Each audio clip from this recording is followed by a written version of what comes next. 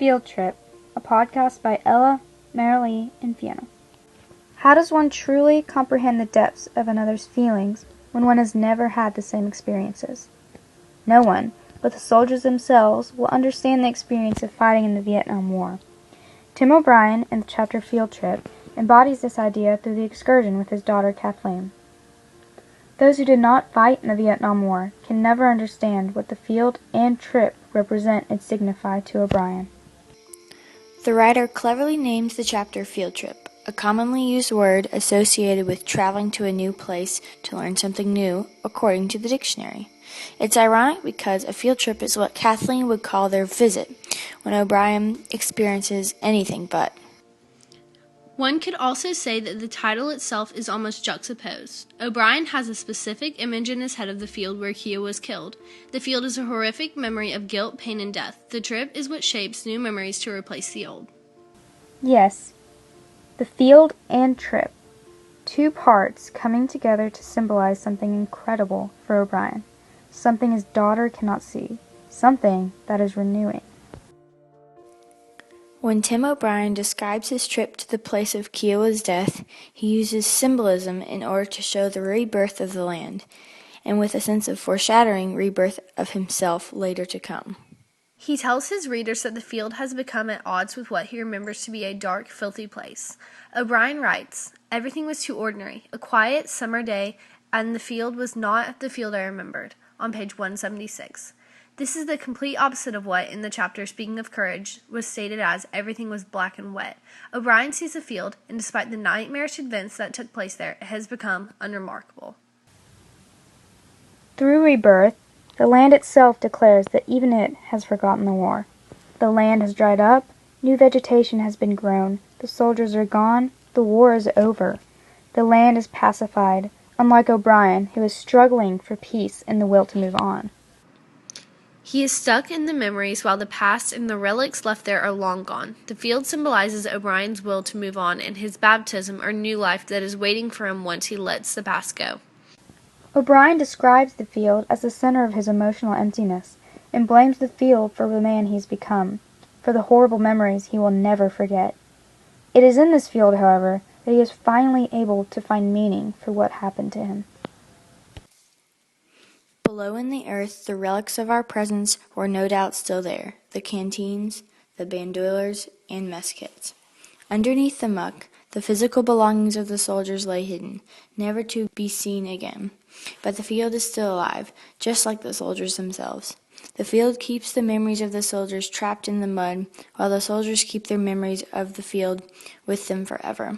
Like the field, O'Brien keeps his memories locked inside, unable to cope with the feelings for 20 years because the people who weren't in the war will never understand. This little field, I thought, had swallowed so much. My best friend, my pride, my belief in myself as a man of some small dignity and courage. Still, it was hard to find any real emotion. It simply wasn't there. The field symbolizes O'Brien's worst enemy. The experiences at this field have taken so much from him. It's the one experience he can never get over unless he faced his fears and humiliation and resurrected what he thought he had lost through rebirth and renewal. O'Brien says that it was hard to find any real emotion, that it simply wasn't there. But in reality, it was there. It just hadn't been talked about in such a long time because he knew that no one back home would understand. This, in turn, made his emotions of the memory seem foreign.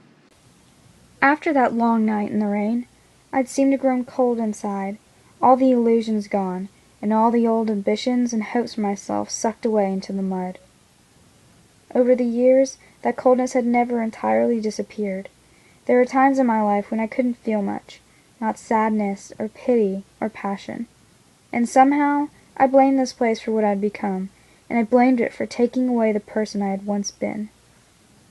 In this passage, Tim O'Brien almost words it as a confession.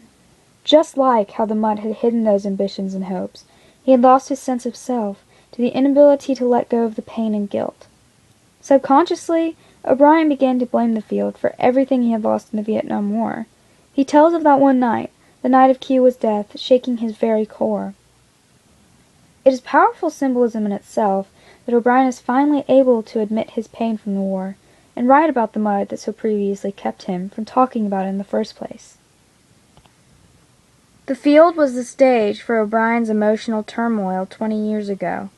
Nonetheless, that very field symbolizes rebirth, perhaps acting as a catalyst for the realization that he too can heal. The trip to the field with Kathleen contains a profound experience for Tim O'Brien, and now to Fiona. The one night, with the event of Kiowa's death, has haunted Tim O'Brien for 20 years. He says, on page 181, "We visited the site of Kiowa's death, where I looked for signs of forgiveness, of personal grace, or whatever else the land might offer." The quote, "grip of sentiment and time," has had a hold on him for 7,000 days. O'Brien writes, "For 20 years this field has embodied all the waste that was Vietnam, all the vulgarity and horror.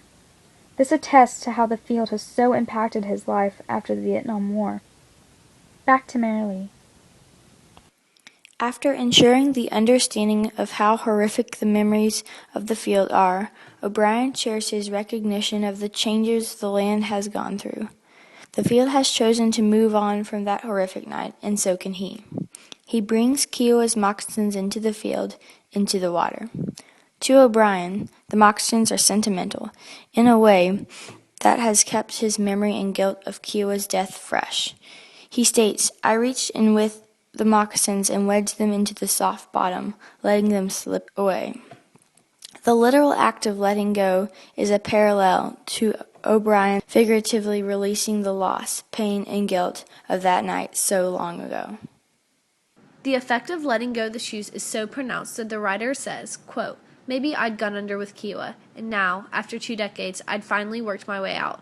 A hot afternoon, a bright August sun, and the war was over." O'Brien is so deeply affected by his visit that he describes himself as feeling lazy and sluggish, the world collecting itself around me, and feeling something go shut in my heart while something else swung open. He was waking up from a horrible nightmare of 20 years, finally able to close a door on bitterness and guilt, to open another to forgiveness and grace. Implying, perhaps, he is open to those from the land itself that has gone through its own rebirth. When O'Brien says he stood up and waded out of the water, on page 187, it is understood that he has symbolically gone through baptism.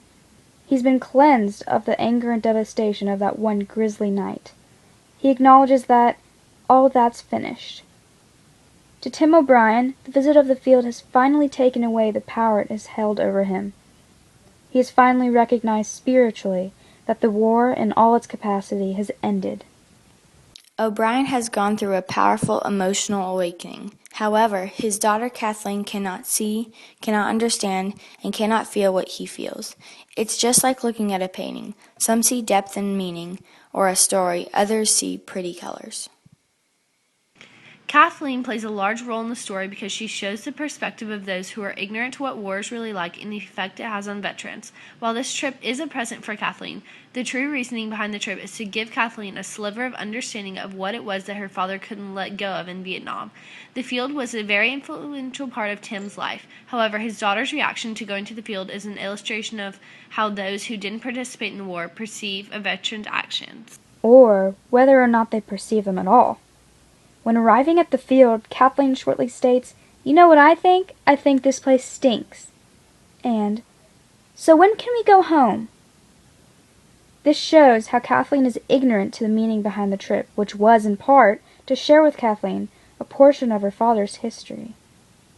Even though she was uninterested and naive toward the experience, for instance, on page 133 in the conversation with her father, Kathleen specifically says, "That's weird," referring to O'Brien not being able to let go of what happened in Vietnam. This is an example of how those who do not know what happens in war firsthand are very ignorant to post-war feelings. Yet, when in reality, holding on to feelings such as guilt from war is a normal thing. Those who were not in the war, like Kathleen, cannot understand, and consequently could think it weird to be harboring these emotions and perceptions. Further evidence of this idea is found when O'Brien is in the mud during his ceremony for Kiowa. Kathleen's reaction again depicts the ignorance of those who don't precisely understand war. Kathleen says to her father, "Listen, this is stupid. You can't even hardly get wet. How can you swim out there?" This reveals how oblivious she is, because rather than thinking about the significance behind the swim, she only thinks of how disgusted she is. If she understood her father's conflict at all, she would comprehend the deeper meaning behind the ceremony. Kathleen's repugnance towards her father's swim shows her incapacity to learn and interpret the true significance behind it. She cannot grasp the concept that O'Brien has embraced, cleansing him of the guilt he's felt for 20 years. There is more textual support from the simile. The war was as foreign to her as cavemen and dinosaurs. O'Brien describing Kathleen. The phrase aids the reader in understanding O'Brien's feelings about this ignorance. He uses the symbolism of the caveman and dinosaurs to tell the audience the war doesn't exist anymore for people like Kathleen. However, it haunts him. In the story, specifically in the chapter Field Trip, Kathleen is O'Brien's representation of the everyday person who is unaware of the emotional atrocities of the warfare. For that, he does not condemn, and he does not judge. He just sees the truth of what the field once was, and the truth of what the field has become. Neither truer than the other, both represent the damage and healing that comes with war. Tim O'Brien effectively and powerfully conveys that someone who has not been in the Vietnam War cannot truly comprehend what it was like.